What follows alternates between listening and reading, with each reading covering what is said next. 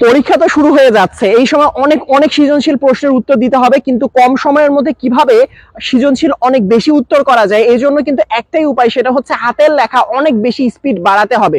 পরীক্ষার সময় কিভাবে বা কোন উপায়গুলো ফলো করলে তোমার হাতের লেখা অনেক বেশি স্পিড বেড়ে যেতে পারে, কয়েকটা ট্রিক্স নিয়ে আলোচনা করি।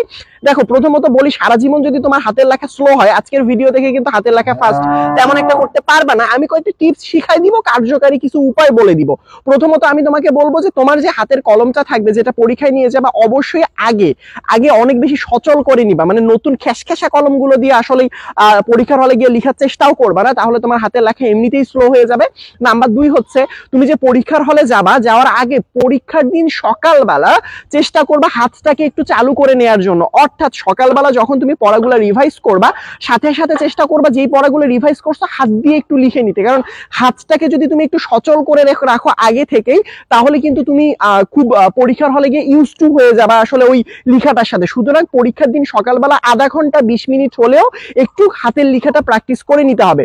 3 নাম্বার যেটা করতে হবে, পরীক্ষার হলে গিয়ে দাবিয়ে দাবিয়ে লেখা যাবে না। কিছু কিছু স্টুডেন্ট একদম দাবিয়ে দাবিয়ে লেখে, পরের পেজে গিয়ে দেখবে একদম ভূমিকম্প হয়ে গেছে, অর্থাৎ একদম দাবানো লেখাগুলো দেখা যাচ্ছে। এই জন্য করার চেষ্টা করতে হবে পেজটা একদম দাবিয়ে না, একটু হালকা করে কলমটা ধরার চেষ্টা করতে হবে। 4 নাম্বার ট্রিক্স যেটা, সেটা হচ্ছে কলমের উপরের যে হেডটা, এটা অনেকের ক্ষেত্রে অনেক রকম ভাবে কাজ করে। আমি বলবো যে কলমের উপরের হেডটা একটু হলেও ভর হিসেবে কাজ করে। চেষ্টা করবা কলমের ওই ভরটা ছাড়াই লেখার জন্য। লং রানে গিয়ে দেখা যায় যে যদি তুমি হেডটা ছাড়াই একটু লেখার চেষ্টা করো, ভরটা কম অনুভব হয়, তুমি একটু দ্রুত গতিতে লিখতে পারবা। নাম্বার 5 হচ্ছে, তুমি যখন লিখবা, অনেকে একটু ফ্যাশন করে, ময়কারে মা, আবার একটা উপরে এরকম টান, আবার এরকম একটা উপরে টান, এরকম করতে যাইও না। চেষ্টা করবা এক টানে লেখাগুলো লিখার জন্য, তাহলে আশা করি লেখাটা আরো বেশি দ্রুত হবে। নাম্বার 6 হচ্ছে, যখন তুমি সৃজনশীল লিখতে যাবা, অবশ্যই ঘড়ি, এরকম একটা ঘড়ি সাথে এভাবে অলওয়েজ রেখে দিবা। সবসময় দেখবা প্রতি 5 মিনিট পর তুমি ভাগ করে নিবা যে আমি প্রথম 10 মিনিটের মধ্যে ক খটা লেখা শেষ করব, পরের 7 মিনিটের মধ্যে গ নাম্বারটা লেখা শেষ করব, পরের 5 মিনিটের মধ্যে ঘ নাম্বারটা, এরকম করে ভাগ করে নাও। বারবার ঘড়িটার দিকে তাকাও, যখন তুমি মনের মাধুরী মিশিয়ে বারবার একদম লিখছি ঘড়ির দিকে একেবারে 20 মিনিট পরে তাকাবো, তাহলে কিন্তু দেখবা যে 20 মিনিটের জায়গায় 40 মিনিট সময় চলে গিয়েছে।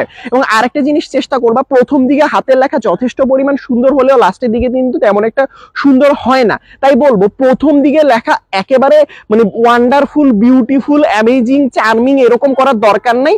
যতটা সম্ভব ভালো করো, বাট উত্তর সবগুলো করো। বেশি সুন্দর হাতের লেখা করতে গিয়ে, হাতের লেখাটা খুব সুন্দর করতে গিয়ে যাতে আবার এমন না হয় যে আসলে হচ্ছে গিয়ে তোমার লেখার সময়টা অনেক বেশি পিছায় যাচ্ছে, অর্থাৎ অনেক বেশি হাতের লেখা সুন্দর কিন্তু তোমার 1 ঘন্টা লাগলো একটা সৃজনশীল লিখতে, এরকম কিন্তু কাজ কারবার করা যাবে না। তো এই বিষয়গুলো খেয়াল রাখবা অবশ্যই, ইনশাল্লাহ তোমার পরীক্ষা ভালো হবে, এটার জন্য অনেক দোয়া রইল।